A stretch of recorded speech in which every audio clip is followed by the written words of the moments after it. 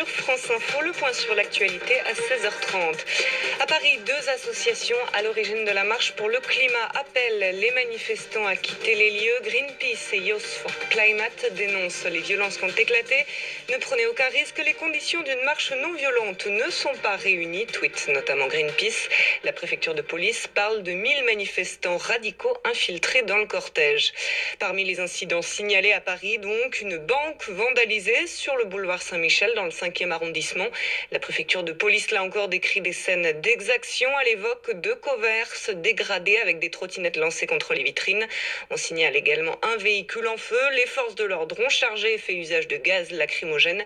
Il y a aussi eu des tensions en marge de la manifestation parisienne des Gilets jaunes. En tout, le bilan de ces manifestations dans la capitale à l'heure où nous parlons, 48 gardes à vue selon le parquet. La préfecture parle, elle, de 137 interpellations et 224 verbalisations. Emmanuel Macron, le président, indique suivre très attentivement la situation. Accueil de merde, ces mots inscrits en rouge sur le ministère de la Santé à Paris ce matin. Les auteurs du tag redoutent une remise en cause de l'aide médicale d'État lors du débat parlementaire sur l'immigration. Ce sera le 30 septembre prochain. Ce dispositif permet à plus de 300 000 immigrés en situation irrégulière de se soigner. L'Iran transformera tout pays qui l'attaque en champ de bataille. Menace de Téhéran il y a quelques heures après l'annonce de renforts envoyés par les États-Unis dans le Golfe. La tension monte dans le secteur, la faute à ces attaques contre des installations pétrolières saoudiennes attribuées à l'Iran.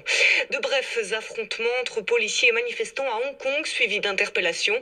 Les militants réclament toujours plus de démocratie dans le territoire autonome, une crise de presque 5 mois dans le territoire.